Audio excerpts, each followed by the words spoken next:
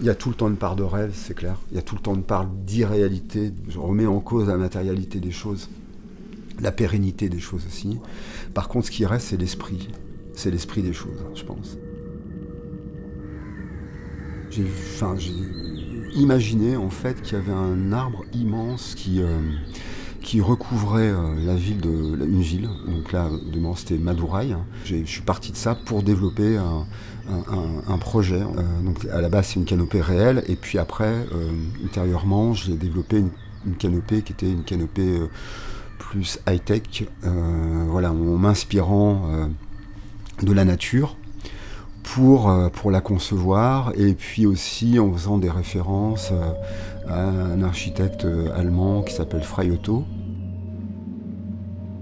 Par rapport au biomimétisme, c'est quelque chose qui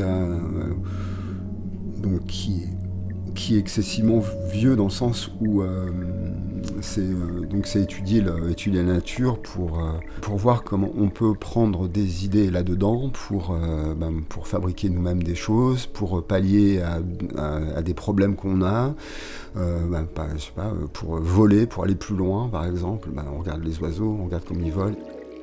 Les matériaux de base, donc la vidéo évidemment, la photographie, le son. Ça, c'est les matériaux de base du travail et qui, à un moment donné, vont être un peu modifiés et transformés avec des éléments en 3D ou 2D qui vont s'intégrer dans la réalité, en tout cas qui vont donner une autre orientation aux images réelles. Donc il y aura une installation sonore faite avec Lionel Marchetti. On va s'occuper beaucoup de l'espace du botanique en fait, qui est donc immense. Et je parlais de l'immensité de la pièce. Et donc ce qui va m'intéresser, c'est justement que le son circule dans tout cet espace-là. Un peu comme si on était dans un espace à découvrir,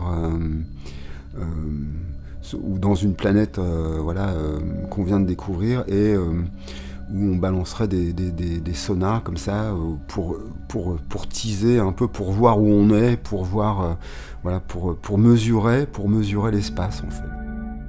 C'est à quoi les villes pourraient ressembler dans 10, 20 ans.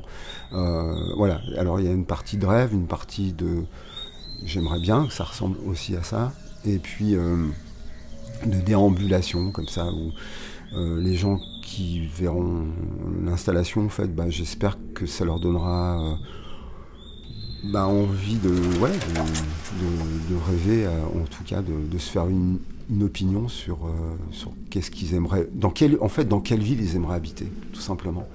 Et prendre des fragments de choses qui sont proposées, de les associer, et puis de faire leur propre narration, leur propre histoire, et puis voilà, se projeter.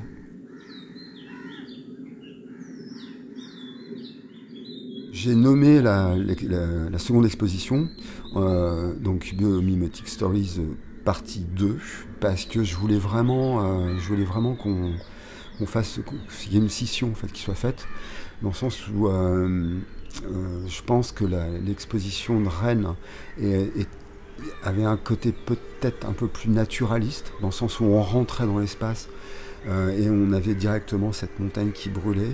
Là, par contre, on va être dans un monde beaucoup plus science-fictionnel,